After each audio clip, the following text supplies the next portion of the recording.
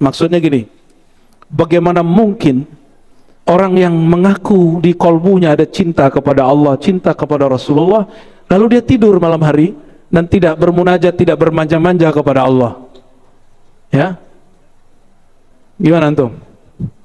Ngaku cinta, sholat witir 1 rakaat pun nggak istiqomah. Oh, aku kan sholat ini sholat jamaah 5 waktu, nggak cukup. Itu standar. Mesti tambahkan waktu. Ada waktu kita khusus bercengkrama dengan kekasih. Bukankah kekasih dia selalu ingin berdua-duaan dengan kekasihnya? Betul nggak? Nah, itu dia. Oleh asbab itu Imam Junaid dari remajanya tidak pernah tidur malam hari. Ini jangan diprotes Pak Dokter ya. Nanti Pak Dokter, nanti merusak liver. Emang rusak liver mereka. Tapi mereka paham rusaknya liver itu tidak akan merusak cinta dia kepada Allah. Bahwa yang maha menghidupkan mereka itu bisa menghidupkan walaupun livernya rusak. Ya. Lama-lama livernya sudah terbiasa, Pak. Kita masuk ke bab yang ke-11 ya. Kita baca suratul Fatihah lagi untuk Sayyidina Muhammad SAW dan Imam Al-Baihaqi, Imam Ahlus Sunnah yang menggabungkan antara hadis-hadis Nabi SAW dengan tema-tema yang diperlukan oleh para pencinta, pencari ajaran sunnah Nabi SAW. Al-hadhinni wa likulli tasali al-Fatihah. Ya Allah, ya Mustaqim siratal mustaqim siratal ladzina an'amta 'alaihim ghairil maghdubi 'alaihim waladdallin. Amin. Sayyidi Ahmad Ar-Rifai, beliau imam sunnah juga, sangat ketat sekali semasa dengan Syekh Abdul Qadir Jilani, salah satu Sultanul Aulia juga. Beliau pernah mengatakan hadiyatul ahya alal amwat, ya, hadiah orang hidup untuk orang yang sudah meninggal. Itu yang paling mantap, paling hebat itulah al-azkar, adalah zikir. Ya. Maka kalau cinta kepada orang tua, kekasih, kawan, bahkan dia masih hidup, bacakan doa, kirimkan. Baca zikir, kirimkan. Ya, jangankan orang yang masih sama-sama hidup, udah beda alam, kita hidup, dia sudah meninggal sampai, Pak. Apalagi masih hidup. Ini kebanyakan kita hanya ngirim doa untuk orang yang sudah meninggal, itu keliru. Itu keliru, ya. Doa yang mustajab salah satunya adalah doa seorang muslim untuk saudaranya masih hidup. Adakah kita mengirimkan doa untuk semua orang Islam setiap hari? Ada nggak? Alhamdulillah. Semoga jadi wali Allah nanti, Pak. Insya Allah ya. Wal mu'minin, kalau perlu dibayangkan ke semua kawan kita, bayangkan. Yang kita kenal, yang kita nggak kenal, bayangkan. Nanti Pak, lama-lama di kolbunya kebencian hilang. Jadilah itu baitul hub. Jadi istana cinta. Insya Allah, apapun yang terjadi kita nggak ada lagi kesel sama orang. Di jalan mau disalib orang, senyum, alhamdulillah. Masih disalib orang berarti masih hidup. Alhamdulillahirabbil. Itu kalau lagi ingat, kalau nggak ingat bel kenceng-kenceng ya. Bab yang ke-11, min syu'abil iman, cabang iman yang tertinggi adalah wujubul khauf min Allah. Wajibnya menanamkan rasa waspada, takut kepada Allah. Apa perkataan Imam Ar-Rifai? Nah, ini saya ambil karena cocok ya. Imam Baihaqi ini ajaran dia banyak dipakai oleh Imam Rifai. Kalau anak kecil kita bilang, kamu sholat ya supaya nanti kamu mendapatkan ketenangan jiwa. Anak kecil digituin gimana, Pak? Bingung nggak deh? Bingung deh. Paham maksudnya? Gimana supaya anak kecil mau dia sholat? Kamu sholat ya, awas kalau nggak sholat. Nih, ada apa? Bukan ini, anggap aja kita bawa apa? Bukan, yang kenceng dikit, Pak. Yang menakutkan. Rotan. Ya, anak kecil diancam nih. Kamu kalau nggak sholat, nanti Allah murka. Dia bingung Allah itu murka itu apa? Maka kita mesti berikan satu wasilah contoh. Kalau dia nggak sholat nih, nanti Abi pukul. Masa Allah kasih kamu hidup, kamu nggak tahu terima kasih kepada Allah. Nanti dia nggak sholat, betul, pukul. Tapi jangan kemudian pukul membunuh, pukulnya pukul sayang, gitu aja. Yang kira-kira bikin dia trauma untuk tidak macam-macam dengan sholat. Itu anak kecil. Kalau dia masih kecil, karena akal dia masih belum kuat, dia masih perlu ada motivasi, ada ancaman. Maksud saya menyampaikan bab ini, ancaman sorga dan neraka, mohon maaf sekali, itu hanya bagi orang yang rohaninya masih anak-anak. Makanya nikmat surga itu terbagi dua. Ada nikmat nafsiyah, nikmat makan minum seksual, makan minum kawin, benar gak? Dan banyak orang bisa menjadi teroris cuma urusan mau nikahin bidadari 72. Betapa akal dia masih belum dewasa. Dan itu PR kita untuk mendewasakan kawan-kawan kita yang teracuni bab ini. Ya, bukan hanya ustadz. Jangan tugas begini cuma ustadz yang bicara. Ustadz gak punya waktu banyak. Dia juga punya anak, punya istri, dia punya tugas kerja. Semua kita harus membicarakan ini. Kalau orang sudah dewasa, misalnya nih, bapak ibu ini kerja, kan nggak perlu dikasih kemudian kamu kerjalah biar dapat pahala, kan nggak gitu lagi. Tapi betul-betul kesadaran, aku kerja karena aku bertanggung jawab, punya diri, punya pasangan, punya anak, nggak perlu disebut pahala, kita udah berangkat. Kesadaran atas tanggung jawab itu yang disebut dewasa. Kapankah kita sholat? Betul-betul karena kesadaran itu. Coba perhatikan surat Thaha. Allah berfirman ke Nabi Allah Musa, wahai Musa, innani anallah, la ilaha illa ana. Wahai Musa, sesungguhnya akulah Allah itu yang kamu sembah itu. La ilaha illa ana, tiada Tuhan, tiada yang berhak disembah kecuali aku. Lalu apa kalimat berikutnya? Coba perhatiin. Fa'budni aqimis salata lidzikri. Kalimat ujungnya ini, aqimis salata, dirikanlah salat bukan untuk surga. Bukan karena takut neraka. Dirikanlah salat untuk berkoneksi denganku, untuk berkomunikasi dengan aku. Kelihatan? Nah, Allah berkalam ke siapa? Nabi Musa. Nabi Musa rohaninya dewasa atau rohaninya masih kecil? Gimana? Kalau ini teman-teman semua yang hadir ini bisa memahami ini, wajar kalau Nabi Musa berdoa, ya Allah, kalau aku tidak menjadi Nabi akhir zaman, tolong jadikan aku seperti umat Nabi akhir zaman. Kenapa? Umat akhir zaman beda dengan umat Bani Israel. Bani Israel apapun dia minta jatah. Bahkan mereka tidak malu minta keajaiban. Minta Maidah dari langit turun ke Nabi Isa. Minta dibelahin laut. Minta apa? Cuma urusan apa? Timun, bawang. Itu mintanya ke Allah. Kan ketinggian. Kita untuk hal-hal gitu nggak usah minta-minta. Nggak usah kemudian nantang para nabi. Cuma untuk urusan makanan zahir. Malu, punya etika. Maka Nabi Musa dipetunjukkan oleh Allah apa amalan dan faham yang ada pada umat akhir zaman. Salah satunya mereka menyembah Allah bukan urusan materi. Mereka menyembah Allah karena betul-betul rasa cinta dan takut kepada Allah itu sendiri. Bukan takut nerakanya lagi, tapi takut yang punya neraka. Itu beda sekali. Anak kecil dia takut sama rotan, bukan takut sama orang tuanya. Bayangkan betapa sedihnya kita, anak kita sudah dewasa, dia cuma takut sama rotan kita, tapi nggak pernah takut sama kita. Kalau rotannya hilang, kitanya nggak di rumah, anak-anak ngomong ini, hore, papa tidak di rumah. Betul kan? Sejak kapan Allah gaib dari manusia? Maka yu'minuna bil gaib itu bukan Allah. Al-gaib akhirat. Allah itu tidak menyebut dirinya gaib. Allah menyebut dirinya apa? Huwal awwalu wal akhiru wal zahiru wal batin. Kalaupun disebut gaib, gaibul ghuyub, bukan gaib. Kalau gaib yang menghilang, yang tidak tampak. Allah menyebut dirinya zahir, tampak dengan perbuatannya, tampak dengan pemberian-pemberiannya.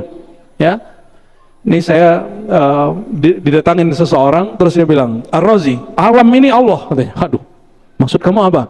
Alam ini wujud Allah. Astagfirullahaladzim. Kalau ada sampah di jalan itu wujud Allah ya. Ada kotoran wujud Allah. Itu bahasa begini secara hakikat mungkin benar. Maksud dia semua yang di alam ini wujudnya bersumber dari wujud Allah. Tapi mengatakan alam ini Allah, itu su'ul adab kepada Allah. Itu buruk adab kepada Allah SWT. Bayangkan Nabi Khidir ketika melakukan sesuatu, dia membunuh anak kecil, merusak kapal, dia nggak mengatakan itu perbuatan Allah. Dia menyebut itu bukan dari perintahku. Cuma itu doang. Nah, mulailah malam ini ya, bentuk kita segan, khauf itu segan sama Allah, respect kepada Allah. Bagaimana caranya? Coba yakini di hati, Allah itu lebih tajam penglihatannya daripada semua CCTV yang ada di rumah. Maka tiada satu biji zarah pun yang luput dari pandangan Allah SWT. Karena dia memandang dengan basarnya, sifat basarnya Allah Ta'ala memandang, tidak memerlukan alat. Karena dia Khalik, dia menciptakan semua alat. Bahkan dia memandang melalui mata kita, perasaan kita, bahkan apapun yang di alam itu sekaligus jadi pandangan Allah Subhanahu wa Ta'ala. Kalau orang begini berani nggak dia maksiat dimanapun? Misalnya cari hotel yang orang nggak kenal, nggak bisa, ya, nggak bisa. Kemanapun dia pergi, di situ ada pandangan Allah Subhanahu wa Ta'ala. Oleh karenanya, cinta, rasa takut kepada Allah, jalannya cuma satu, ma'rifatullah, mengenal Allah. Maka di awal kita kajian dulu, kita buka risalah Imam Junaid. Kata Imam Junaid, ibadah tertinggi itu ketika engkau mengenal Allah. Ketika engkau mengenal Allah, mengenal nama dan sifat Allah. Kalau kita sudah tahu nama dan sifatnya, berikut itu wilayah kekuasaan Allah yang tak terbatas itu. Jadi belajar ma'rifat bukan hanya belajar zikir sekian kali, tidak, itu riyadhah, latihan. Ma'rifat itu rohnya semua zikir. Perhatikan, ma'rifatullah bukan talqin, bukan bayat, bukan tarekat. Ma'rifatullah itu spirit dari semua amalan itu. Ma'rifat itu knowledge, keilmuan. Maka keilmuan itu afdalul a'mal fil alam, ya. Itu amalan tertinggi di alam semesta. Sebelum orang baca la ilaha illallah, perintahnya adalah berilmu dulu, ya. Jadi kalau mau memunculkan rasa takut, harus kenal dulu Allah Subhanahu wa Ta'ala. Dan dia menyebutkan beberapa ayat, fala takhafuhum wa khafunu in kuntum mu'minin. Jangan takut mereka makhluk, wa khafuni, kalau takut waspadalah terhadap aku. In kuntum mu'minin, jika kamu betul-betul beriman. Fala takhshawun nas wakhshawni, jangan takut kepada makhluk, takutlah kepada aku. Perhatikan, Allah itu kalau sudah naruh nur iman di kolbu, kita nggak akan dibiarkan merasa diri aman terus. Wahum la yuftanun, kita nggak akan dibiarkan hidup aman-aman aja. Kenapa? Orang mukmin itu tidak boleh merasa aman dan nyaman di dunia. Dia mesti ada merasa kemudian waspada. Diciptakan oleh Allah SWT mesin-mesin takdir, peristiwa-peristiwa, sosok-sosok, kejadian-kejadian yang orang tuh bikin kita takut. Turun ayat ini, fala takhshawun nas, jangan takut kepada orang itu. Terjadilah kejadian, antum salah berbuat, itu cuma kejadian aja, itu cuma mesin takdir. Mohon maaf, antum kerja mungkin pernah ngambil yang syubhat, jangan kemudian putus asa, itu cuma cara Allah. Takut kepada KPK, takut kepada BPK, takut kepada jaksa, takut ke pengadilan, atau takut kepada Allah? Yang mana?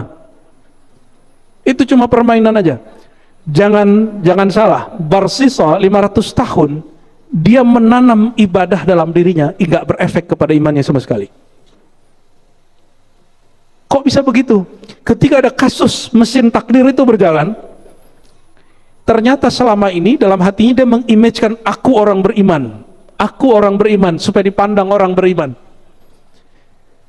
Ketika dia takut orang yang menilai dia beriman ini tidak menilai dia lagi beriman, disitulah syaitan datang berwujud seorang wali mengatakan, wahai Barsisa, engkau nanti besok ketahuan sianu. Oh, masa Barsisa cabul, masa Barsisa peminum khamar, masa Barsisa bunuh orang. Apa nanti kata orang? Itulah syirik pertama yang di hati yang harus dibuang, Pak. Dan itu nggak bisa dihilangkan dengan zikir 70.000, nggak bisa. Dia hanya bisa dihilangkan dengan al-ma'rifatu billahil wahidil ahad. Betul-betul mengenal Allah, bukan hanya sekedar mengenal namanya, bukan sekedar mengenal sifatnya, tapi merasakan yang punya nama, yang punya sifat. Itulah yang namanya talqinuz zikr. Ditalkinkan oleh guru lewat pengetahuan dan lewat talqin tarekat-tarekat yang ada. Itu sebabnya syaitan tidak senang orang tarekat. Itu sebabnya syaitan tidak senang kepada arifin billah. Kenapa? Itu yang bongkar syirik khafi dari kalbu dia. Maka coba lihat, mohon maaf, ulama su, mereka sibuk klarifikasi. Itu ciri-ciri ulama su. Itu ulama dunia, ulama yang takut kepada Allah. Innama yakhshallaha min ibadihil ulama, dia hanya klarifikasi ke Allah.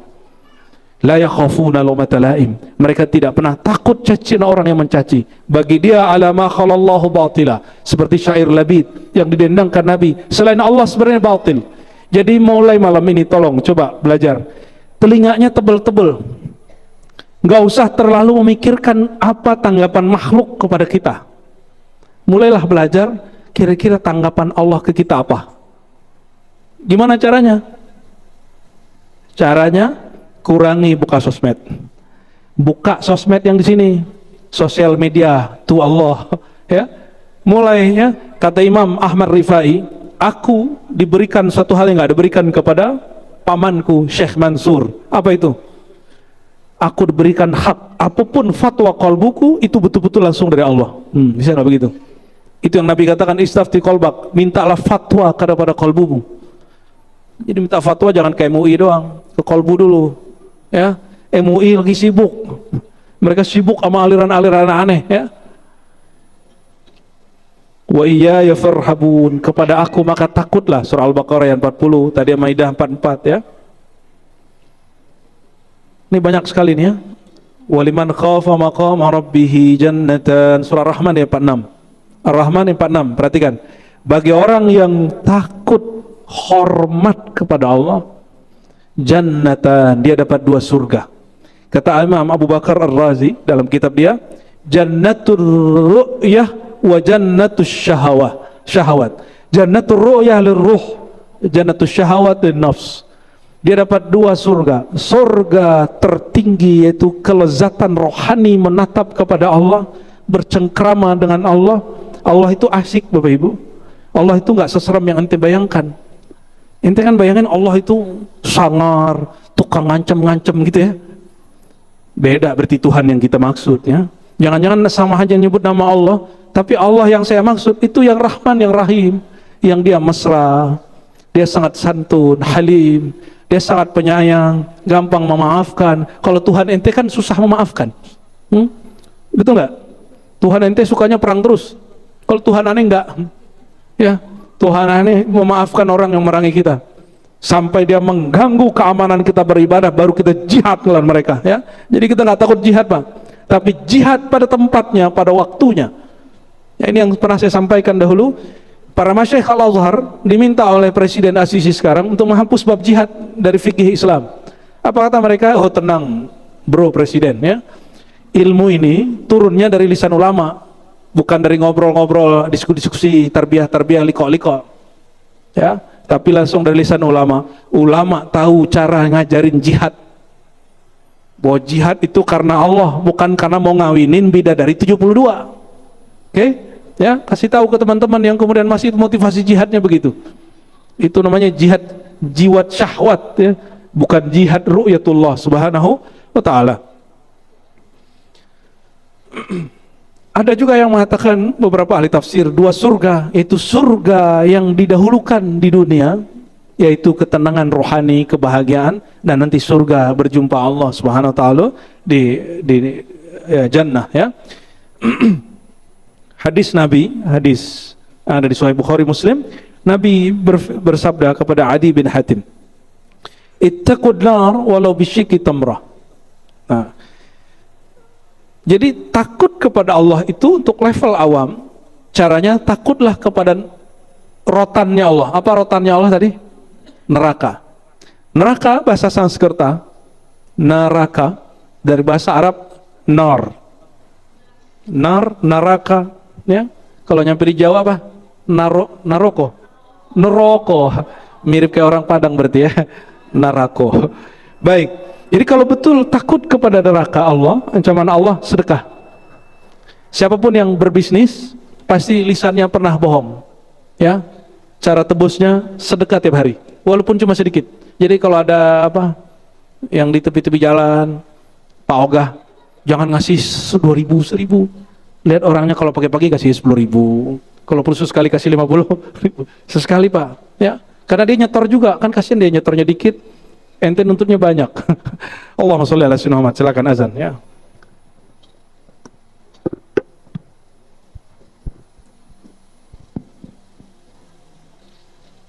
Allahu Akbar, Allahu Akbar, Allahu Akbar, Allahu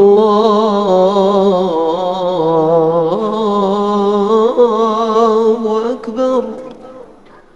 Asyhadu an la ilaha illallah. Asyhadu an la ilaha illallah.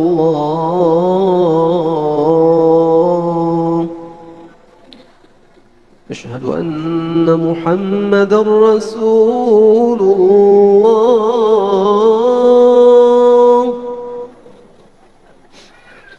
أشهد أن محمدا رسول الله.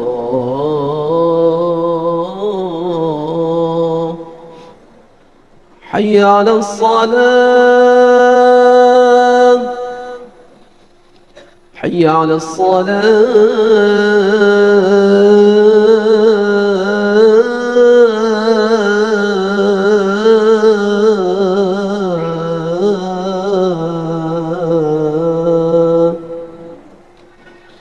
حي على الفلاح، حي على الفلاح.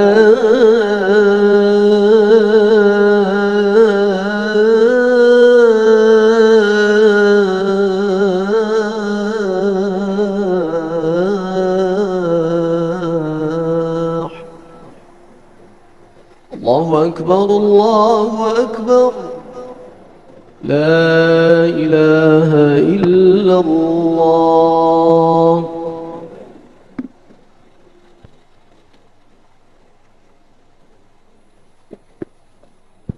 Ya, kita lanjut hadisnya dulu ya.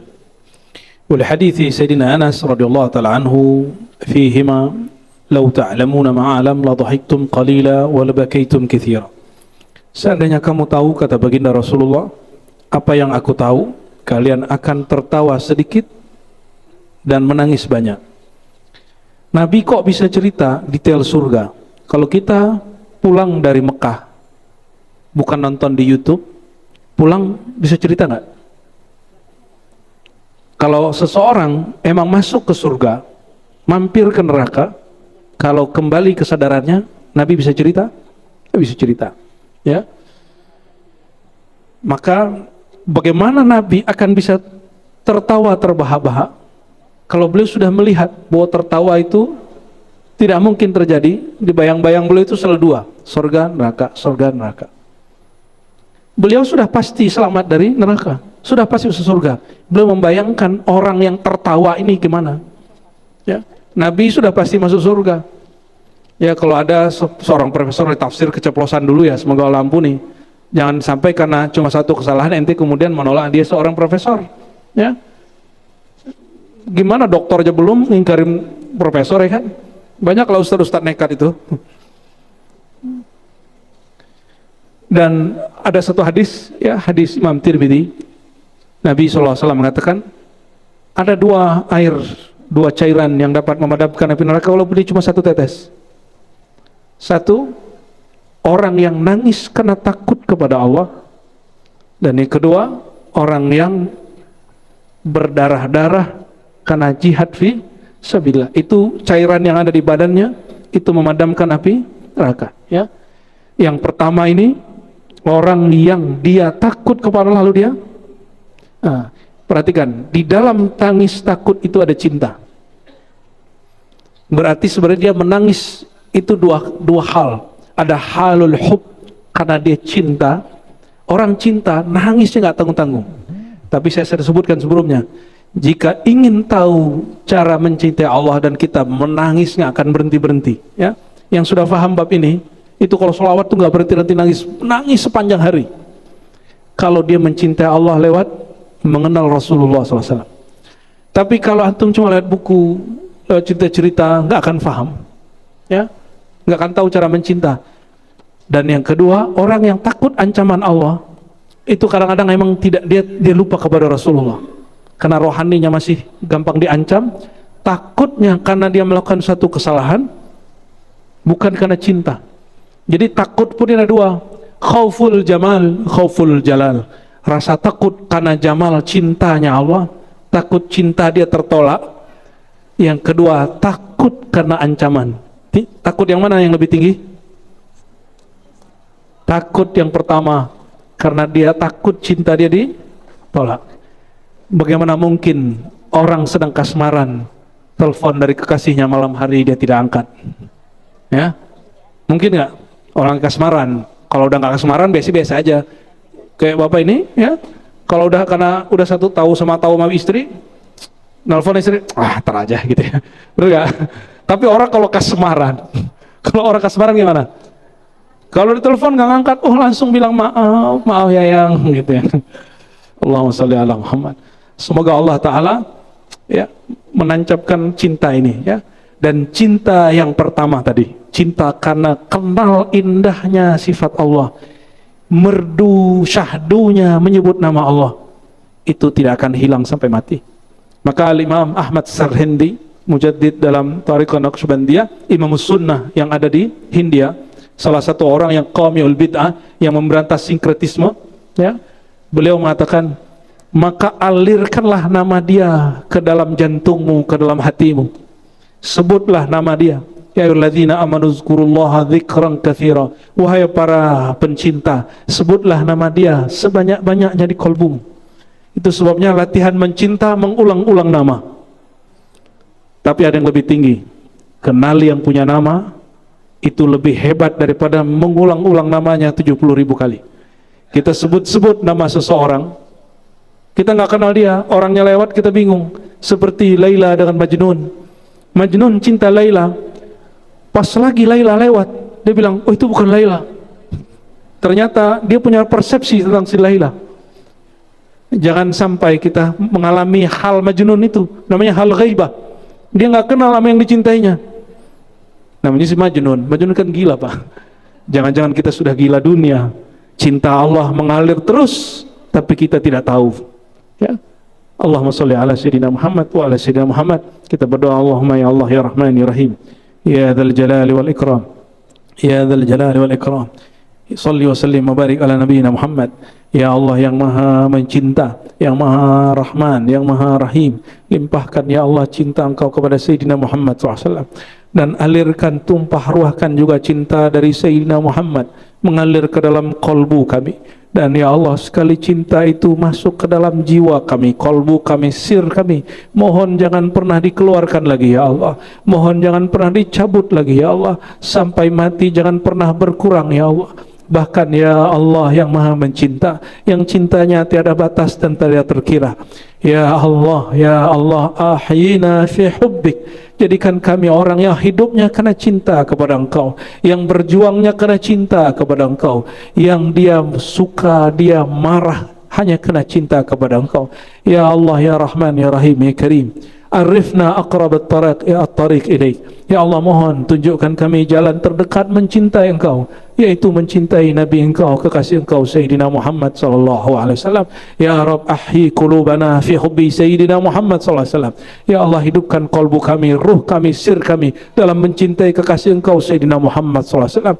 Dan malam ini, detik ini kami memohon ya Allah, ya man yulijul laila fin nahar wan nahara fil lail, wa yang menciptakan malam siang, siang dan malam, mohon ya Allah, Engkau tetapkan kami dalam cinta Engkau. Engkau istiqamahkan kami dalam cinta Engkau. Engkau berikan rasa rindu kepada kalbu kami, rasa takut kepada Engkau. Ya Allah, bi asma'ikal husna wa bi sifatikal ulya, faj'alna minal muhibbin al-mahmubin, minal mukhlisin al-mukhlasin. Dengan keindahan namamu, dengan kemutlakan diri Engkau ya Allah, masukkanlah kami ke golongan orang-orang yang mencintai Engkau, yang dan dicintai, yang ikhlas dan diikhlaskan. Amin ya rabbal alamin. Subhana rabbika rabbil izzati amma yasifun, wa salamun alal mursalin, walhamdulillahi rabbil alamin. Assalamualaikum warahmatullahi wabarakatuh. Ini versi sejarah, Pak. Sejarah itu kumpulan peristiwa yang dirunut namun masih menempatkan Nabi sebagai manusia biasa. Tapi ini yang perlu kita kritisi. Ahli sejarah itu terlalu memanusiakan Nabi Muhammad SAW, padahal beliau manusia la kal bashar, manusia yang berbeda dengan manusia biasa. Walaupun beliau mengatakan ana basyarum mislukum, aku manusia seperti kalian. Itu sisi humanisme Nabi. Tapi di sisi lain beliau mengatakan, makanlah kalian kalau aku sudah diberi makan oleh Allah. Jadi Nabi kadang-kadang mengeluarkan sisi manusia yang bukan manusianya. Kalau ahli sejarah lupa itu. Ini perbedaan, Bapak Ibu silakan lihat, hari ini sudah banyak buku terjemahan orang-orang barat yang menulis tentang biografi Sayyidina Muhammad SAW. Kita perlu senang, oh saya biasa aja. Kenapa? Justru kita kecewa dalam beberapa hal. Mereka terlalu memanusiakan Sayyidina Muhammad SAW. Kadang-kadang juga suul adab kepada Nabi Muhammad SAW. Apa perbedaan antara ahli rohani dengan ahli sejarah baca kisah Isra Mi'raj? Isra Mi'raj itu terjadi berpas-pasan dengan wafatnya dua orang yang mencintai Sayyidina Muhammad SAW. Pertama istrinya Sayyidah Khadijah, yang kedua pamannya Sayyidina Abu Thalib. Saya sudah sampaikan kepada Bapak Ibu, saya mengikuti ulama Ahlus Sunnah sebagian yang tidak meyakini apa yang diyakini sebagian ahli hadis dan sejarah, bahwa Abu Thalib itu kafir. Kami meyakini pandangan Ahlus Sunnah yang lain, yang juga ahli hadis dan ahli sejarah, bahwa terbukti secara sejarah Abu Thalib adalah pejuang dan beriman kepada Sayyidina Muhammad SAW. Oleh karena itu, kita menyebut Sayyidina Abu Thalib. Ya. Dan kalau di negeri kita, ulama kita banyak yang berguru kepada Syekh Ahmad Khatib ya, Al-Minangkabawi, yang berguru kepada Bakri Syata, ya, Mahfud Tarmasi, itu tinggal di Mekah semua itu. Ulama kita tapi tinggal di Mekah. Mereka punya guru, Syekh Bakri Syata punya guru namanya Said Ahmad Zaini Dahlan Al-Makki Tsumma Al-Madani. Said Ahmad Zaini Dahlan ini zuriat Syekh Abdul Qadir Jilani. Beliau nulis kitab khusus tentang bahwa Abu Thalib seorang yang beriman. Ya. Namun ini tidak bagian dari iman. Bapak nggak percaya juga nggak masalah. Kenapa? Di rukun iman nggak ada percaya kepada Abu Thalib dia seorang beriman, ada nggak? Ini hanya pembuktian sejarah, data. Kalau nggak ketemu datanya juga nggak apa-apa. Ya, karena wajar juga di Sahih Bukhari ada riwayat yang seakan menyebutkan Abu Thalib itu mati kafir, itu ada. Tapi itu yang dikritisi matannya teksnya oleh ulama akidah yang lain. Abu Thalib meninggal. Abu Thalib itu yang membackup Nabi Muhammad SAW dari gangguan orang-orang musyrik. Ya, khusus orang-orang Mekah disebut musyrik. Jadi kafirnya Mekah itu, innal ladzina kafaru, ya, surah Al-Bayyinah, innal ladzina kafaru min ahlil kitab wal musyrikin. Jadi orang kafir itu dua jenis. Ada yang masih bertauhid tapi tidak percaya kepada nubuat Nabi terakhir, itu ahli kitab. Ahli kitab itu percaya kepada Allah, tapi dia nggak percaya kepada Nabi Muhammad SAW, Nabi terakhir. Maka disebut kafir juga. Maka kufur itu nggak mesti seperti beberapa kawan-kawan kita yang terjebak kepada liberalisme yang sudah, ya, menurut saya sudah nggak pas ya. Yang mengatakan, oh ahlu kitab juga beriman. Iya, berimannya baru kepada Allah, tapi belum kepada Nabi terakhir. Tidak serta-merta kemudian kita terlalu toleransi dalam bab ini. Nah, dalam bab akidah itu nggak ada urusan ya.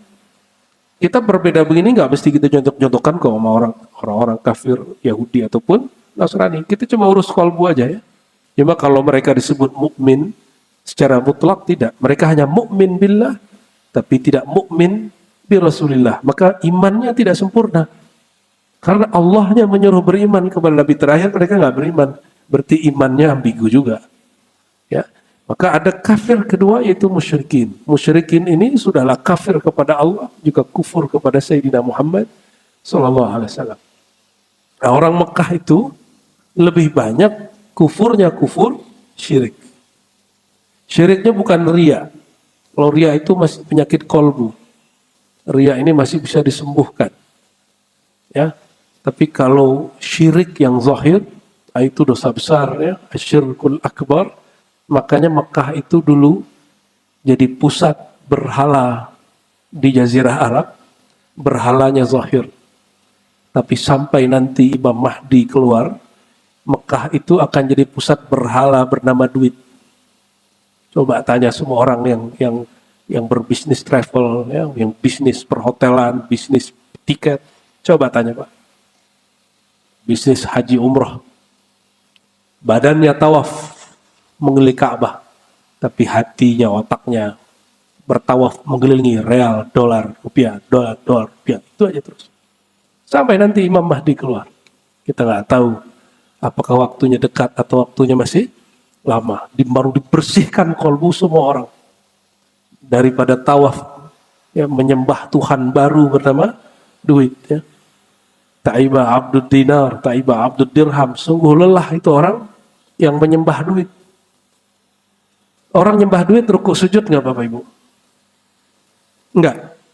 Berarti hamba duit nggak mesti sujud. Hamba dunia itu nggak mesti sujud, tapi dia ngikut terus. Ngikut terus kemana-mana. Itu yang dibersihkan Sayyidina Muhammad SAW. Maka siapapun yang sedang bergerak di dunia travel, antum wajib belajar ilmu tauhid dan ilmu tasawuf dengan benar. Tauhid untuk kaidah bertuhan, tasawuf untuk menumbuhkan rasa bertuhan yang benar. Insya Allah diberkahi usahanya oleh Allah. Ya. Kalau nggak usahlah, berhentilah cari kerjaan lain. Ya. Daripada nanti badan di tempat suci, otaknya nggak suci, hatinya nggak suci. Karena ini berkaitan dengan Isra dan Mi'raj. Ya.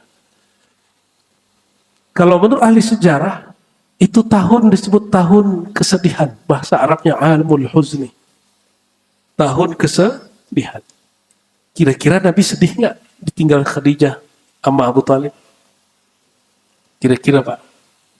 Sedih nggak? Sedih? Kena ahli sejarah Bapak. Ya. Emang Nabi perlu Khadijah? Emang Nabi perlu Abu Talib? Untuk perjuangannya Nabi perlu Abu Talib nggak? Atau Khadijah yang perlu Nabi? Atau Abu Talib yang perlu Nabi? Mana yang memerlukan? Nabi perlu mereka atau mereka perlu Nabi?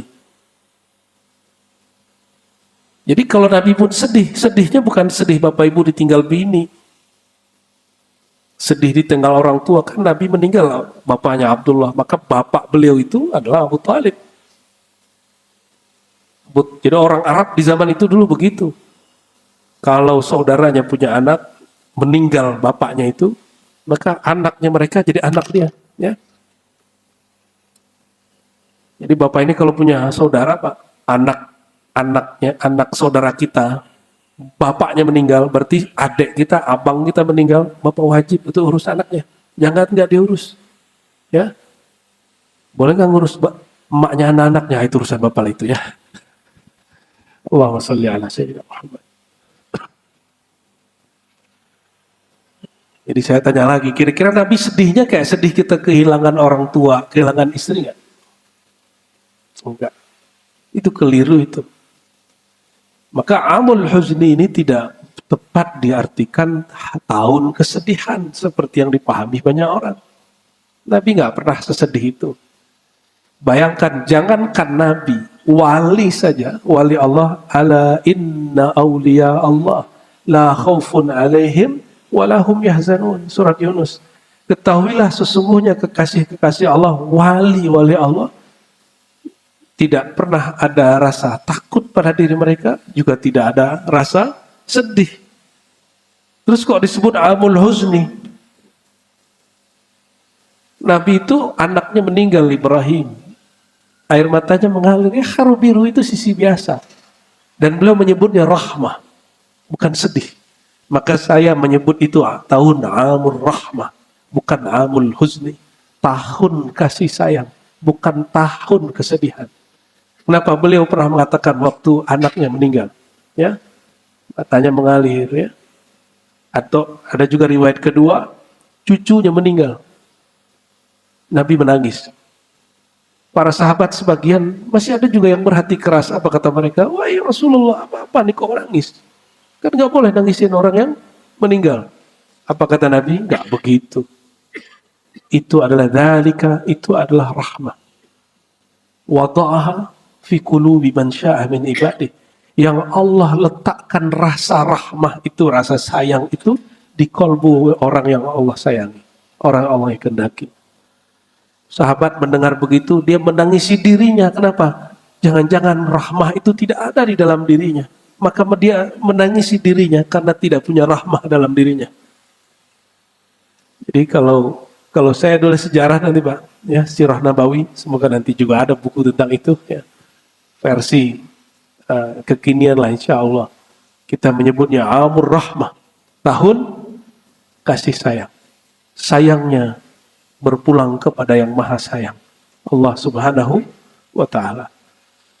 Sedangkan Nabi itu sendiri, beliau gelarnya rahmatan lil alamin, rahmat bagi alam semesta. Maka beliau itu orang paling penyayang. Wajar jika jangankan istrinya, ada seorang umatnya meninggal, itu beliau sedih. Sedihnya bukan sedih manusiawi, tapi sedih sayang. Beda ya, bukan galau, tapi dia lebih kepada sedihnya, sedih rahmah, ya, limpahan kasih sayang beliau kepada umatnya. Jadi ini yang perlu kita kritisi. Kitab sejarah itu bikinan manusia, kita boleh kritisi. Al-Quran bukan bikinan manusia. Al-Quran diturunkan dari hadirat Allah Subhanahu wa ta'ala. Mushafnya betul dicipta. Lembarannya, kertasnya, tulisannya dicipta. Tapi kalimah-kalimahnya, isinya, maknanya tidak dicipta. Dia langsung turun dari hadirat Allah Subhanahu wa ta'ala. Oke, clear ya? Jadi Nabi tidak pantas disebut lagi berduka cita. Gak pantas ya. Itu buku sejarah yang sekarang masih diajar di sekolah-sekolah. Perlu kita kritisi. Ya, perlu kita kritisi. Itu yang pertama. Yang kedua, tadi saya sampaikan bahwa itu terjadi 3 atau 5 tahun sebelum hijrah. Ini agak lumayan canggih Bapak Ibu. Di zaman itu belum ada buku sejarah, belum ada pencatat, tapi sudah dapat diprediksi 3 sampai 5 tahun sebelum hijrah. Namun karena tidak ada penulis sejarah seperti hari ini, akhirnya tepatnya tanggal berapa itu diperdebatkan sampai hari ini di kitab ahli hadis dan kitab ahli tarikh. Lebih dari 7 riwayat yang menyebutkan kapan Nabi SAW berisra.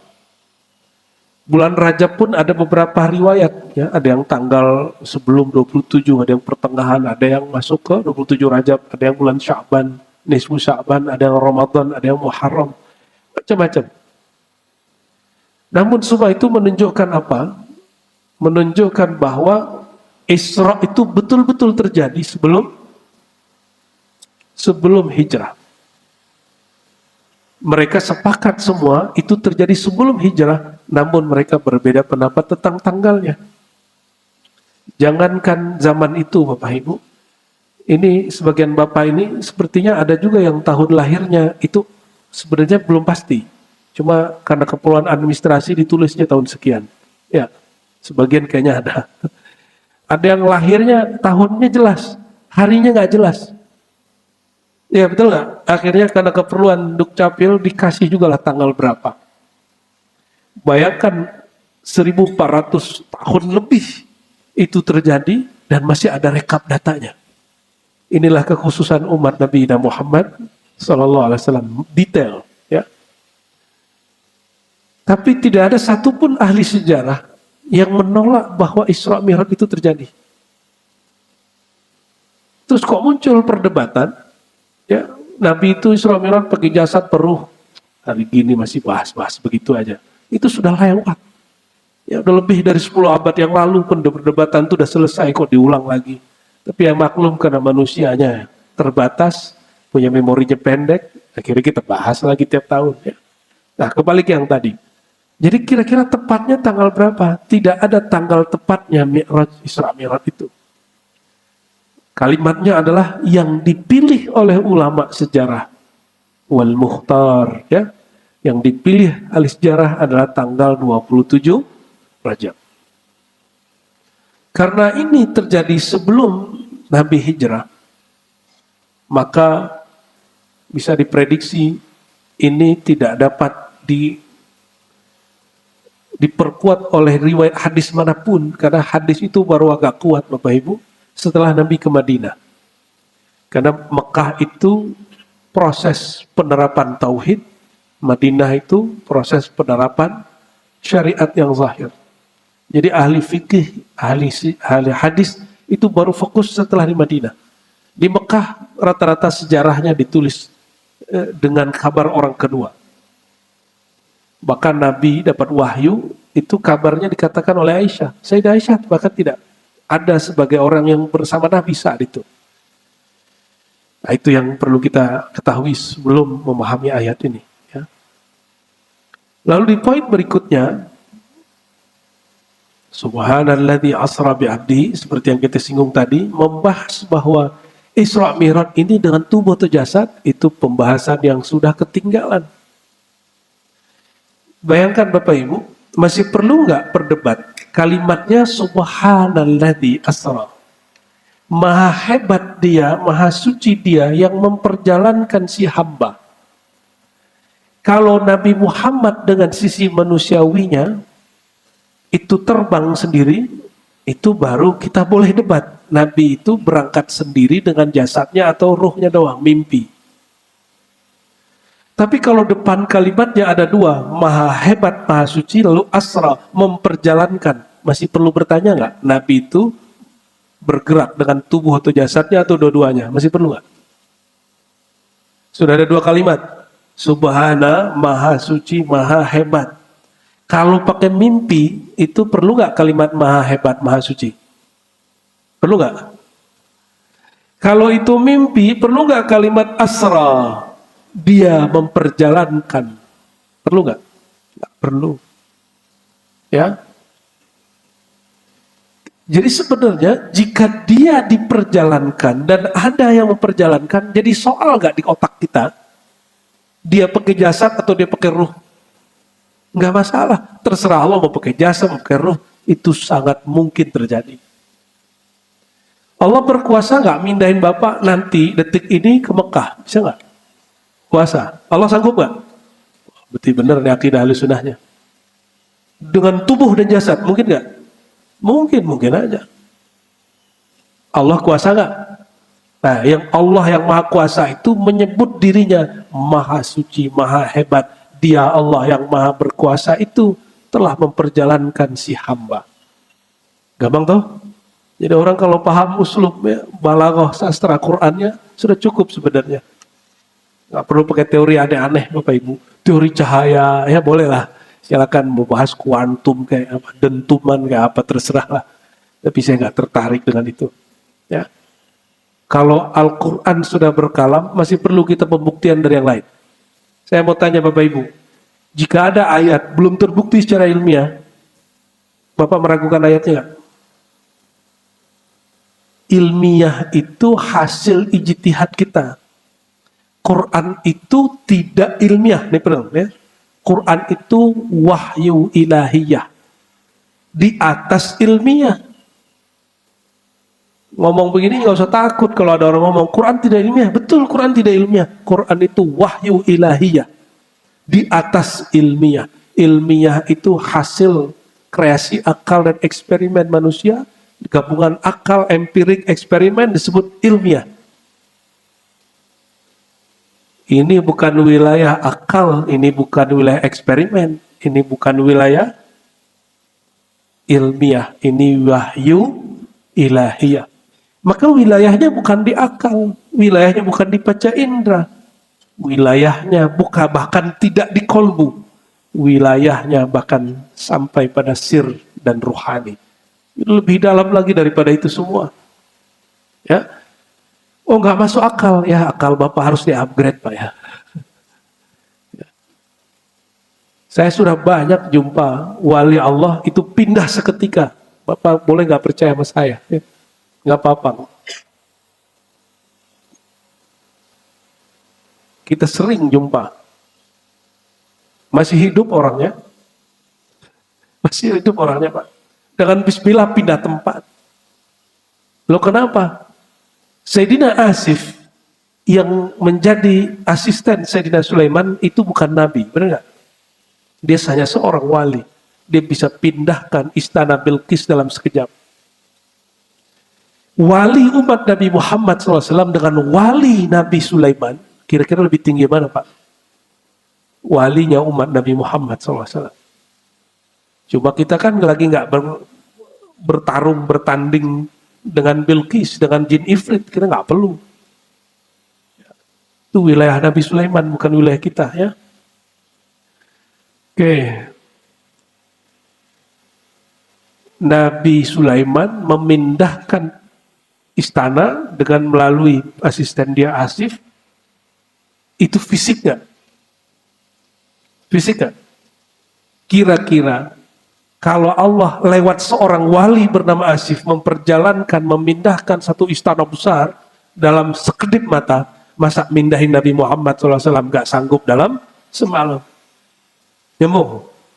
Ya, jadi pembuktian kita cukup Quran dengan Quran sendiri.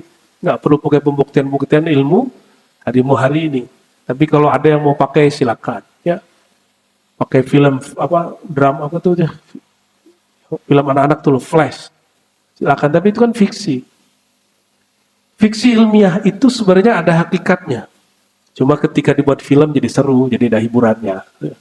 Itu hiburan, bukan bab kerohanian. Bapak Ibu saudara-saudariku kalau Allah.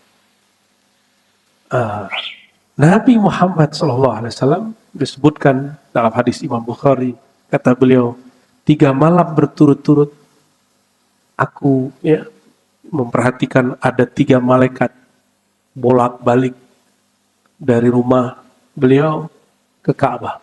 Nanti Bapak lihat kalau di Mekah itu di Masjidil Haram ada babun Nabi. Ada babun Nabi. Itu diperkirakan Nabi lagi tidur di situ. Maka tempat itu ditutup kan. Karena orang Wahabi ini takut sekali. Orang-orang Islam ini ngambil berkah lalu syirik. Terlalu suuzon dengan umat. Ya. Padahal ngambil berkah bukan bagian dari syirik. Akhirnya sekarang orang-orang Saudi mulai sadar bikin museum, Pak. Bapak kalau masuk ke museum Saudi hari ini lucu, isinya cuma gambar-gambar, video-video, barangnya nggak ada. Nggak ada. Mereka sudah hancurkan itu tempat. Tempat lahirnya Nabi, maulid Nabi, rumah Khadijah dihancurkan, maulid Fatimah dihancurkan. Mereka baru sadar hari ini. MBS, maka Muhammad bin Salman itu dibenci sekali. Karena dia mulai sadar. Kok kita nggak jaga ini barang dari dulu? Sekarang ada museum, ya, museum wahyu untuk ke Goa Hira, isinya foto, gambar, video. Museum apaan? Ya, kalau museum itu mesti ada barangnya, mesti ada peninggalannya, ada batunya kayak, ada tongkatnya kayak ada. Ini nggak ada. Tapi ya sudahlah, mungkin itu ada rahasia Allah juga di situ. Wajar Pak, itu Mekah Madinah sudah dikuasai dari tahun 33. 1933 sekarang 2000 saya masih 19 di otaknya Pak. 2025 belum nyampe 100 tahun. Dikit lagi. Ya. Orang kan berpikir, oh Mekah itu udah begitu dari dulu. Enggak, Mekah itu baru diwahabisasi selama berapa tahun? 90-an tahun, ya kurang dikit. Kira-kira segitulah. Maka jejaknya langsung hilang. Itu daerah Suriah, ada Aleppo. Aleppo itu ada peninggalan dari zaman Nabi Ibrahim. Dibom habis-habisan oleh orang ISIS. Padahal di zaman Umar gak pernah dibom, di zaman Utsman gak pernah dihancurkan, di zaman Ali itu ahli tauhid semua. Itu dibiarin aja. Karena jadi ibroh. Nama mereka dihancurin. Ini untungnya, ini saya dapat kabar baru ya. Taliban yang 22 tahun yang lalu dengan Taliban hari ini ternyata sudah beda Pak. Taliban yang berapa tahun yang lalu itu kelompok ekstremis, ya, salafi jihadis, bukan salafi yang suka ngaji-ngaji, tapi salafi yang suka kafir-kafirkan. Yang Taliban yang 2 tahun lalu itu berkuasa sampai hari ini, saya buat gamis di Madinah. Ternyata yang bikin gamis ini bahasa Arab yang bagus sekali, bisa bahasa Urdu, bisa bahasa Persia, bisa bahasa Turki. Saya tanya, di kampungmu sekarang ada berita, setiap hari kami dengar di TV-TV dalam bahasa Arab, pelarangan kitab Tauhid pendiri gerakan Wahabi, Muhammad bin Abdul Wahab. Oh iya, katanya, kami Ahlus Sunnah bermazhab Hanafi dan bertarikat Naqsyabandi. Dia bilang gitu, Pak. Akidah Ahlus Sunnah Maturidiyah, ya, salah satu versi lain dari Asy'ariyah. Ada, ya, semoga ini tanda baik. Coba biasanya yang begitu tuh nggak lama juga konflik lagi, Pak. Ya, nggak lama nanti konflik lagi. Ya, semoga Allah kasih space lah. Amin ya Rabbal alamin. Ini belum masuk ini cerita Isra Mi'rajnya. Ya. Karena sudah banyak yang cerita, jadi cerita ini yang nggak diceritain orang. Apa kata baginda Nabi Muhammad SAW? Ketika aku di rumah Ummu Hani, kira-kira di bagian pintu babun Nabi itu ada malaikat sudah 3 hari 3 malam itu ngelirik. Nih pertanyaan, Nabi kok tahu? Karena beliau sudah Nabi. Dari kecil umur 7 tahun beliau pun dibeleh dadanya, dibuka dadanya, dibersihkan, beliau juga ngelihat. Ya, dan sudah dibersihkan.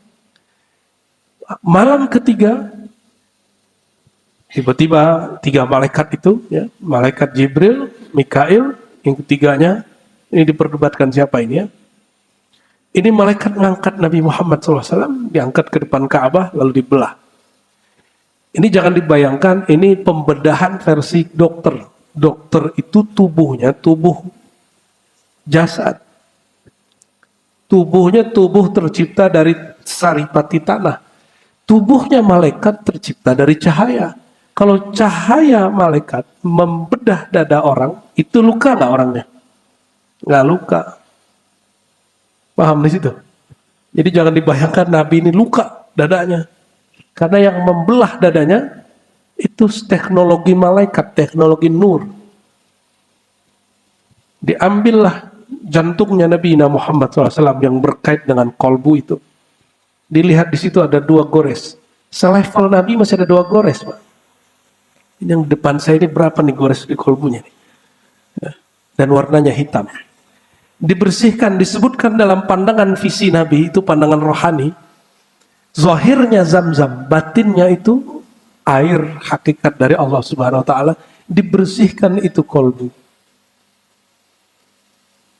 Baru dimasukin lagi, ditutup lagi oleh Sayyidina Jibril. Itu 2, sebelum ditutup, dituangin lagi ilmu dan hikmah. Zahirnya air Zam-Zam. Maka kalau minum air Zam-Zam, minta doa itu, Bapak Ibu. Ya Allah, bersihkan kolbuku. Sebagaimana engkau pernah membersihkan dulu kolbu nabiku. Walaupun kita nggak pantas, Pak. Minum. Jadi minum air Zam-Zam itu nggak usah minta yang aneh-aneh. Mintalah sesuatu yang pantas diminta. Setelah dibersihkan, barulah ditunjukkan ada kendaraan, namanya buruk. Buruk ini Bapak Ibu, itu kendaraan salah satu jenis hewan atau kendaraan wallahu alam yang ada di surga. Nabi-nabi terdahulu semua kendaraannya buruk. Buruk itu dari surga. Boleh jadi buruk ini macam-macam. Lebih dari 1. Boleh jadi. Ya. Kenapa buruk yang ini terpilih? Barangkali buruk ini punya suatu hal yang spesial. Dia lebih patuh daripada buruk yang lain. Lalu buruk ini pernah nggak dikendarai nabi-nabi yang lain? Barangkali juga pernah. Karena di riwayatnya dikatakan, Nabi mendengar teguran Jibril kepada si buruk. Apa kata Jibril? Hai buruk, kenapa engkau tidak respect kepada orang ini? Tidak ada seorang pun nabi, makhluk yang lebih mulia daripada orang yang sekarang ada di punggungmu. Barulah si buruknya berkeringat. Begitu dalam hadis yang sahih. Lalu si buruk, kata Nabi Muhammad SAW, beliau berkisah. Dia sejauh mana matanya memandang, sejauh itulah kakinya sampai. Ya kalau sekarang mungkin disebut jet, ya, atau pesawat apa, wallahu a'lam. Maka naiklah beliau setelah sholat di Mekah, kemudian beliau naik. Sampailah di satu negeri, kata beliau, zata nakhlin wa zar'in. Aku sampai di satu negeri yang punya banyak kurma dan tumbuhan. Di Mekah, Bapak yang sering umroh, itu ada pohon kurma yang normal nggak? Nggak ada ya? Adanya apa Pak? Gunung, batu, rumput-rumput yang nggak jelas ya. Baru beberapa tahun ini ketika mereka ambil tanah dari negara tropis, ditanam-tanamin. Tapi itu disiramnya tiap hari. Sampailah satu negeri yang banyak pohon kurmanya, lalu beliau disuruh turun, wahai Muhammad, sholli rakaatain, sholat 2 rakaat. Lalu kata Jibril, hai Muhammad, ini tempat engkau akan hijrah ke sana. Maka dalam hadis yang sahih yang lain beliau mengatakan, aku sudah dikabarkan kemana aku hendak berhijrah. Yaitu negeri yang punya kurma dan tanam-tanaman. Jadi Nabi sebelum hijrah, berarti kalau tadi benar 5 tahun atau 3 tahun sebelum hijrah, Nabi sudah dikabarkan hijrahnya kemana. Tapi kenapa Nabi masih hijrah ke Taif? Karena di Taif ini juga banyak pohon-pohonan, dikira di situ. Maka Nabi diusir di sana, selevel Nabi diusir, marah nggak Pak? Nabi nggak marah. Kalau Bapak ini diusir marah nggak? Ya, Nabi nggak dihargai, Nabi nggak melaknat. Tapi kalau Bapak ini tidak dihargai, mungkin Bapak pakai mantra-mantra sama doa kali Pak. Ya, untuk membalas orang itu. Baca wirid-wiridan biar ngancurin orang itu. Kalau Nabi Muhammad SAW, semua wirid tumbuh darinya. Beliau tidak pernah berwirid untuk menghancurkan orang. Ya, terus sholat 2 rakaat di situ, itulah tempat yang sekarang kita sebut Masjid Nabawi. Itu Nabi dulu sholat di situ. Terus terbang, ya, kata beliau, Ra'aitu Musa yusalli fi qabri. Marartu bi Musa wa huwa yusalli di qabri. Aku melewati kubur Musa, sedangkan ia sedang sholat di dalam kuburnya. Kita sudah sering kasih pertanyaan ini. Nabi Musa udah meninggal masih sholat. Itu sholat apa? Hah? Sholat syariat. Orang mati masih bersyariat nggak? Enggak. Itu sholat kemakrifatan. Sholat kurbah. Sholat karena kedekatan kepada Allah Subhanahu wa Ta'ala. Ya, saya nggak tahu Bapak ini kalau meninggal sholat nggak di kuburnya? Apa tidur, apa disiksa, wallahu alam ya. Ya, semoga Bapak kalau masuk kubur malah ngaji ya. Nyari wali Allah, nyari Nabi di alam barzakh lalu ngaji di sana. Tapi di sono susah Pak mau ngaji. Mending di sini ngajinya sebelum meninggal. Ya. Cari ilmu ma'rifatullah sebelum meninggal karena nanti ditanyakan di alam kubur. Di alam kubur nggak ditanya sholat Bapak berapa. Itu hisabnya lain. Ada malaikat lain yang menghisab di kubur. Tapi yang ditanya di kubur dengan yang dihisab beda. Jadi perbedaannya, kalau hisab bisa jadi sebelum pertanyaan itu. Kalau pertanyaan ini isinya 2 aja. Engkau kenal Allah, engkau kenal Rasulullah. Berarti ma'rifatullah, ma'rifatu Rasulillah. Ini yang ditanyakan di alam kubur. Nabi Musa masih sholat di kuburnya. Tapi yang aneh, nanti di langit ke-6 ketemu lagi Nabi Musa. Ya, kok bisa begitu? Ya suka-suka Allah. Yang bertubuh jasad pun bisa pindah dalam sedetik, apalagi yang hanya bertubuh rohani. Sampailah kemudian beliau, ya pendek cerita, di Al-Masjidil Aqsa. Disebutkan di riwayat Imam Bukhari, Muslim, Daud, Tirmizi, Ahmad, yang lebih lengkap dari Imam Ahmad. Sayyidina Muhammad SAW memarkir si buruk. Ini buruk nggak bakal lari, masih diparkir sama Nabi, masih diikat. Ini tanda kalau kita ingin mengamankan satu barang, walaupun sudah aman, tetap harus ada ikhtiar untuk menjaganya. Ya, masuklah beliau ke masjid. Walau alam, ini kan 2 tuh masjidnya. Sebenarnya masjid yang tempat Nabi sholat dulu yang di bawah. Yang Masjidil Aqsa itu yang sekarang yang atas, yang di bawahnya. Biasanya kalau orang Indonesia dapat izin Pak masuk ke bawah. Karena orang Indonesia ini cinta Palestinnya sudah berakar berurat. Cuma alirannya beda-beda ya. Ada alirannya ke mana, ada yang ikut kelompok yang mana. Sampailah Nabi di situ, kata Sayyidina Jibril, hai Muhammad taqaddam, ke depanlah engkau. Pimpinlah mereka sholat. Makanya dalam tarhim sebelum sholat, yang sering dibaca oleh ulama Mesir, lalu berkembang di negeri kita. Dalam tarhim itu dibaca salah satu kalimat, ya, salatu wassalamu alaik, salam atas engkau hai Muhammad, ya, yang mana engkau adalah orang yang disuruh untuk maju ke depan memimpin semua arwah sholat. Maka tarhim itu menjadi ciri khas, karena dia simbol, di situ ada simbol Isra dan Mi'raj yang menjadi hakikat sholat. Saya sering sampaikan Bapak Ibu, yang jadi makmumnya siapa? Waktu di Aqsa, para nabi. Nabinya sudah meninggal atau masih hidup? Coba Bapak pikir-pikir Pak. Nabi bertubuh berjasad, di belakangnya sudah meninggal. Jadi makmum. Paham nggak maksudnya? Ini dalil paling kuat dalam sejarah umat Islam, dalam dalil Quran dan Sunnah, bahwa orang hidup boleh jadi mengimami makhluk-makhluk generasi-generasi terdahulu. Itu dalilnya. Arwah-arwah para nabi semuanya hadir 124.000 jadi makmum beliau, dan itu bukan halu, bukan khurafat. Ya. Oleh karena itu, pengalaman rohani itu bagian dari kejayaan umat Islam yang hari ini ditutup-tutupin sama orang yang so ilmiah. Kalau ingin berjaya kembali negara orang-orang muslim ini, harus kuat rohaninya.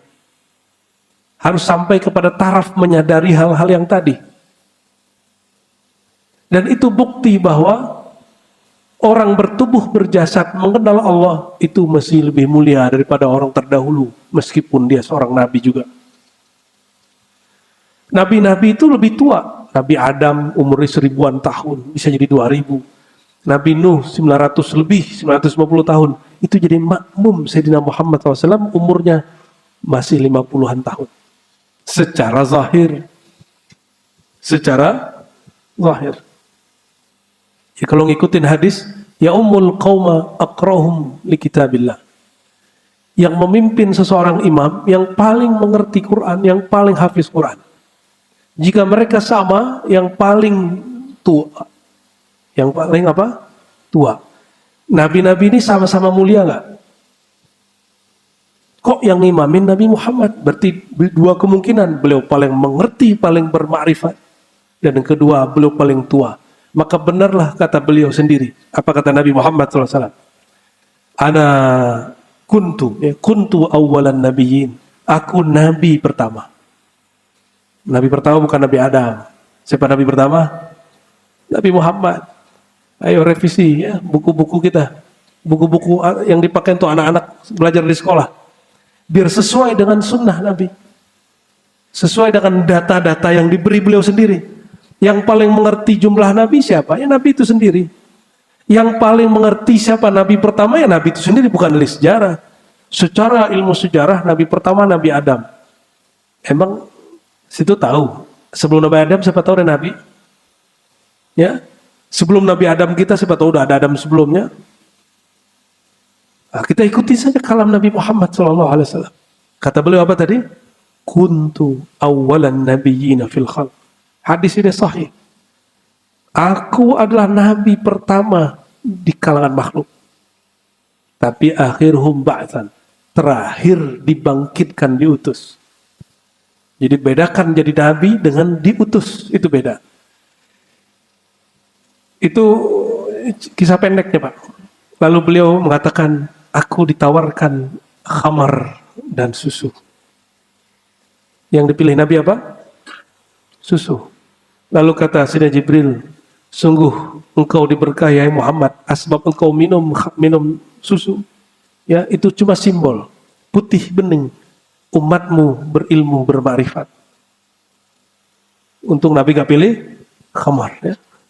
Bapak ini kalau dalam mimpi digoda cewek, kira-kira tergoda nggak Pak? Dalam mimpi Pak. Kalau dalam mimpi ada susu, ada khamar, kira-kira minum yang mana?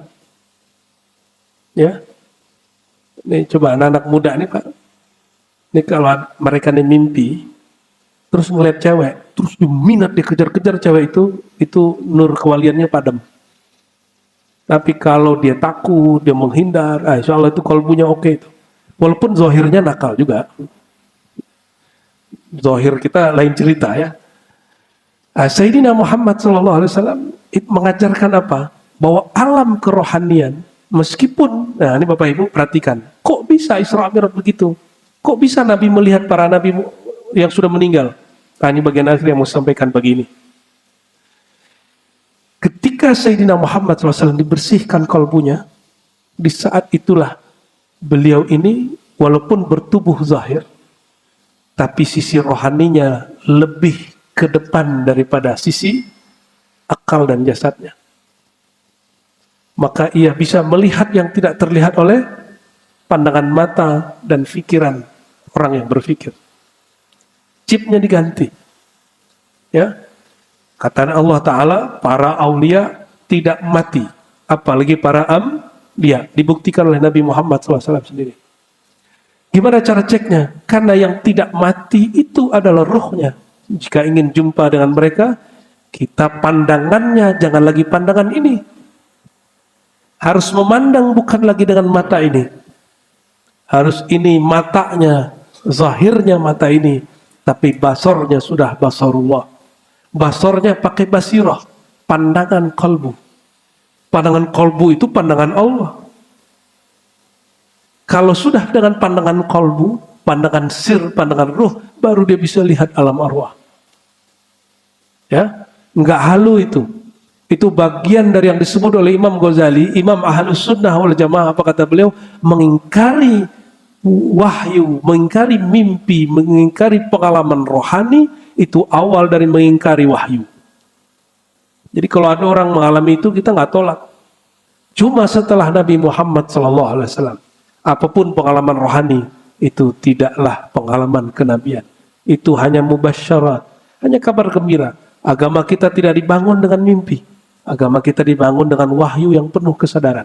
Maka Nabi lagi sadar, mengalami. Bukan lagi halu, lagi mimpi. Beda ya. Jadi jangan kemudian, Imam akhir zaman sudah mimpi Allah 1000 kali. Nggak penting itu. Ya, kita nggak nyari orang yang tukang pemimpi. Kita cari orang yang punya kesadaran dalam keadaan dia sadar. Ya, punya pengalaman rohani dan dia masih sadar. Itu baru Isra, Pak. Belum Mi'raj. Ya, semoga nanti ada ustadz yang membedah Mi'rajnya ya. Namun pendek cerita, bumi itu Bapak Ibu ada sholatnya, ya gak? Ada sholat dengan para nabi. Ketika di langit pertama dikisahkan hanya ketemu Nabi Adam. Tapi kira-kira nabi lain ketemu gak? Ketemu lah Pak. Di setiap langit tuh ketemu semua nabi lagi. Ini nabi itu ikut semua. Di langit kedua muncul lagi nabi-nabi. Ngapain nabi di sana? Kalau dicerita hadis hanya dialog pendek. Tapi sebenarnya beliau sholat di setiap masjid. Kenapa? Setiap berhenti, karena riwayat awalnya dimanapun berhenti sholat 2 rakaat. Berarti beliau setiap tempat di langit itu beliau sholat. Maka beliau bercerita, ketika aku naik ke langit di hadis Muhammad, aku lihat ada malaikat yang sholatnya cuma takbir, ada yang sholatnya cuma zikir, ada sholatnya cuma ruku, hanya sujud. Nah, Nabi menyempurnakan sholatnya para malaikat itu. Dan yang paling penting, ketika Nabi diajak naik ke langit pertama, langit kedua sampai ke-7, itu malaikat khazinus sama, penjaga langit. Jadi langit itu ada malaikatnya Pak, nggak sembarangan, jin nggak bisa tembus. Apa kata malaikat penjaga langit? Kamu siapa? Jibril jawab, saya Jibril. Itu Jibril sudah bolak-balik ribuan tahun Pak, masih ditanya sama satpam langit. Ya. Jadi Bapak ini kalau kurang dihargai sama security ya dimaklumi aja ya. Emang tugas dia begitu. Siapa? Mau mana? Nah, itu emang tugasnya begitu. Berarti dia sukses menjadi security ya. Apalagi security negara ya, penjaga negeri. Agak galak-galak dikit, oh berarti dia benar, menjiwai sekali pekerjaannya. Kalau security-nya lembek ya nggak seru lah kita. Cuma security ini tahu diri juga. Ya, dia lagi berhadapan sama siapa ya? Kalau yang bermarifat. Itu malaikat nanya, kamu siapa? Jibril. Belakangmu siapa? Muhammad. Muhammad yang mana nih? Gitu Pak nanyanya. Karena sudah banyak yang ngaku Muhammad naik. Ditolak. Kata Sayyidina Jibril, waqad bu'itsa ilaih. Itu Muhammad yang dikabarkan diutus. Ini malaikat sudah nunggu ribuan tahun orang yang akan diutus itu. Maka kata dia, buka. Oh, ternyata kunci pembuka pintu langit itu nama Sayyidina Muhammad SAW. Ini yang paling penting, inilah hikmah Isra dan Mi'raj. Pengalaman rohani sehebat apapun, jika tidak ada tasdik percaya ke Nabi Muhammadnya, tidak ada taslimnya, tidak ada sholawatnya, tidak ada makrifat kenabiannya, itu yang disebut halu, itu yang disebut ngayal, itu yang disebut ilham syaitan. Namun jika ada makrifat kenabiannya di situ, ada sosok nabinya, ada nur nabinya di situ, insya Allah orang itu pengalaman rohaninya sahih. Ya, mesti bawa nama Nabi Muhammad ke sana. Jadi yang boleh mi'raj siapa? Muhammad sallallahu alaihi. Maka kita harus lebur dalam mencintai beliau, baru diundang ke langit sana. Baru rohaninya boleh jumpa dengan arwah-arwah suci. Sehingga benarlah kata Ghazali ya dalam Kimia Sa'adah, ini barang, ini ilmu tidak khusus untuk para nabi dan wali terdahulu.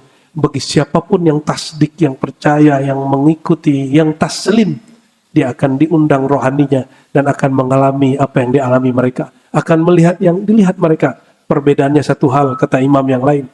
Ya, kata Ibnu Arabi, kalau Nabi Isra-nya dengan jasad dan tubuhnya, sedangkan para aulia hanya rohaninya.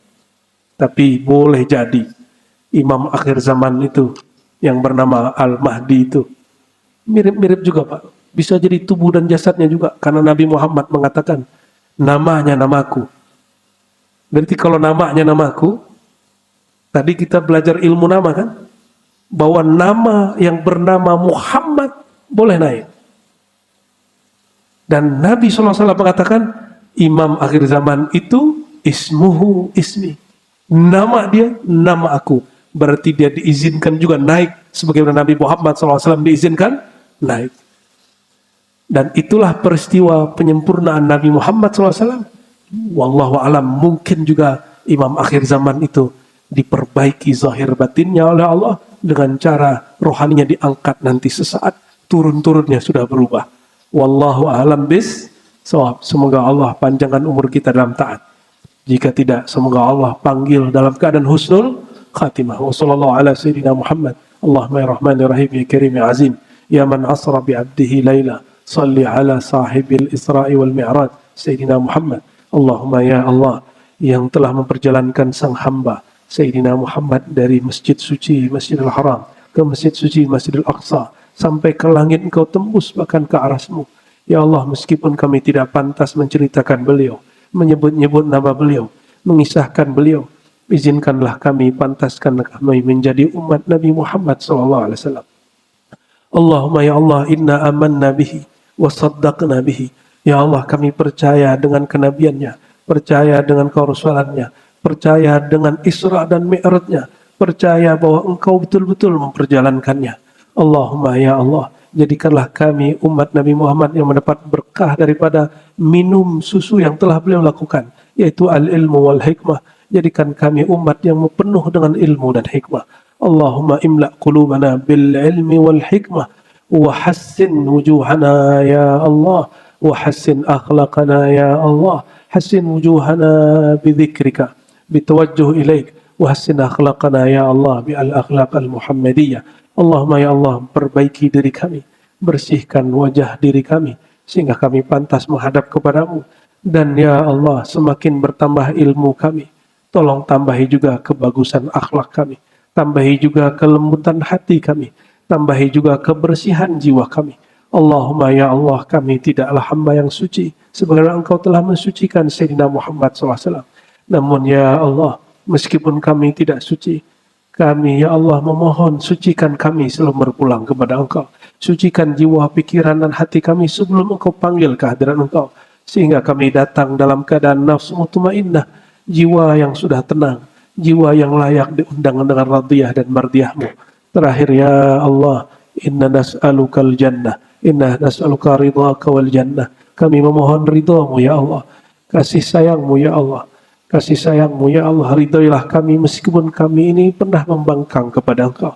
Dan ya Allah, bebaskan kami dari nerakamu dan masukkan kami ke dalam surgamu, dan izinkan kami memandang ke wajah jamal dan jalalmu bihaqqi nabiyina Muhammad sallallahu alaihi wasallam. Rabbana atina fid dunya hasanah wa fil akhirati hasanah wa qina adzabannar wa nas'aluka al-khaira kullahu mimma 'alimna wa lam na'lam wa na'udzu bika minasy syarri kullihi mimma 'alimna wa lam na'lam innaka anta 'allamul ghuyub wa